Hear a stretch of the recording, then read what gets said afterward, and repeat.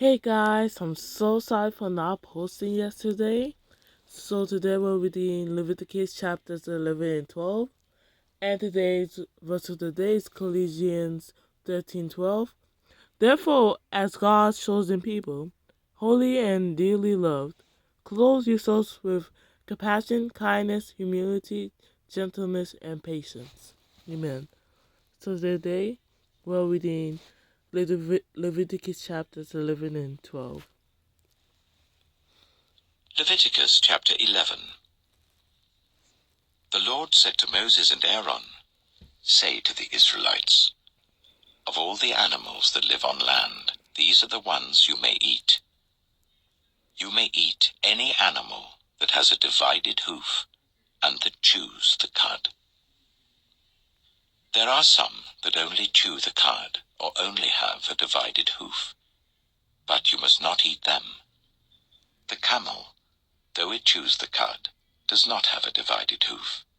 It is ceremonially unclean for you. The hyrax, though it chews the cud, does not have a divided hoof. It is unclean for you. The rabbit, though it chews the cud, does not have a divided hoof. It is unclean for you. And the pig, though it has a divided hoof, does not chew the cud. It is unclean for you. You must not eat their meat or touch their carcasses. They are unclean for you. Of all the creatures living in the water of the seas and the streams, you may eat any that have fins and scales. But all creatures in the seas or streams that do not have fins and scales, whether among all the swarming things or among all the other living creatures in the water, you are to regard as unclean. And since you are to regard them as unclean, you must not eat their meat. You must regard their carcasses as unclean. Anything living in the water that does not have fins and scales is to be regarded as unclean by you. These are the birds you are to regard as unclean and not eat, because they are unclean: the eagle, the vulture, the black vulture, the red kite, any kind of black kite, any kind of raven, the horned owl, the screech owl, the gull, any kind of hawk, the little owl, the cormorant, the great owl, the white owl, the desert owl, the osprey, the stork, any kind of heron, the hoopoe, and the bat. All flying insects that walk on all fours are to be regarded as unclean by you. There are, however, some flying insects that walk on all fours that you may eat. Those that have jointed legs for hopping on the ground. Of these you may eat any kind of locust, cricket, cicada, or grasshopper.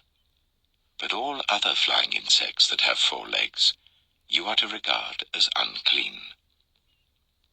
You will make yourselves unclean by these. Whoever touches their carcass will be unclean till evening. Whoever picks up one of their carcasses must wash their clothes, and they will be unclean till evening. Every animal that does not have a divided hoof, or that does not chew the cud, is unclean for you. Whoever touches the carcass of any of them will be unclean. Of all the animals that walk on all fours, those that walk on their paws are unclean for you. Whoever touches their carcasses will be unclean till evening. Anyone who picks up their carcasses must wash their clothes, and they will be unclean till evening. These animals are unclean for you. Of the animals that move along the ground, these are unclean for you: the weasel, the rat, any kind of great lizard, the gecko, the monitor lizard, the wall lizard, the skink, and the chameleon. Of all those that move along the ground, these are unclean for you. Whoever touches them when they are dead will be unclean till evening. When one of them dies and falls on something, that article, whatever its use, will be unclean, whether it is made of wood, cloth, hide, or sackcloth. Put it in water. It will be unclean till evening, and then it will be clean. If one of them falls into a clay pot, Everything in it will be unclean, and you must break the pot. Any food you are allowed to eat that has come into contact with water from any such pot is unclean, and any liquid that is drunk from such a pot is unclean. Anything that one of their carcasses falls on becomes unclean. An oven or cooking pot must be broken up. They are unclean, and you are to regard them as unclean. A spring, however, or a cistern for collecting water remains clean. But anyone who touches one of these carcasses is unclean.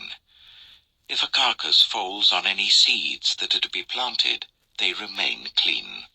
But if water has been put on the seed and a carcass falls on it, it is unclean for you. If an animal that you are allowed to eat dies, anyone who touches its carcass will be unclean till evening.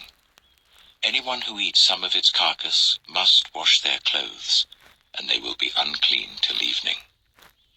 Anyone who picks up the carcass must wash their clothes, and they will be unclean till evening. Every creature that moves along the ground is to be regarded as unclean. It is not to be eaten. You are not to eat any creature that moves along the ground, whether it moves on its belly or walks on all fours or on many feet. It is unclean. Do not defile yourselves by any of these creatures. Do not make yourselves unclean by means of them, or be made unclean by them. I am the Lord your God. Consecrate yourselves and be holy, because I am holy. Do not make yourselves unclean by any creature that moves along the ground. I am the Lord, who brought you up out of Egypt to be your God. Therefore be holy, because I am holy. These are the regulations concerning animals, birds, every living thing that moves about in the water, and every creature that moves along the ground. You must distinguish between the unclean and the clean, between living creatures that may be eaten and those that may not be eaten. Amen. So that's Leviticus chapter 11, and now we're going to read Leviticus chapter 12. Leviticus chapter 12. The Lord said to Moses, "Say to the Israelites, a woman who becomes pregnant and gives birth to a son will be ceremonially unclean for 7 days, just as she is unclean during her monthly period. On the 8th day, the boy is to be circumcised. Then the woman must wait 33 days to be purified from her bleeding. She must not touch anything sacred or go to the sanctuary until the days of her purification are over. If she gives birth to a daughter, for 2 weeks the woman will be unclean as during her period. Then she must wait 66 days to be purified from her bleeding. When the days of her purification for a son or daughter are over, she is to bring to the priest at the entrance to the tent of meeting a year-old lamb for a burnt offering, and a young pigeon or a dove for a sin offering. He shall offer them before the Lord to make atonement for her, and then she will be ceremonially clean from her flow of blood. These are the regulations for the woman who gives birth to a boy or a girl. But if she cannot afford a lamb, she is to bring 2 doves or 2 young pigeons, one for a burnt offering and the other for a sin offering. In this way, the priest will make atonement for her, and she will be clean." Amen. So that's Leviticus chapters 11 and 12. And tomorrow we're going to read Leviticus chapter 13. I'm going to end the video off here. And you guys have a blessed night. Amen.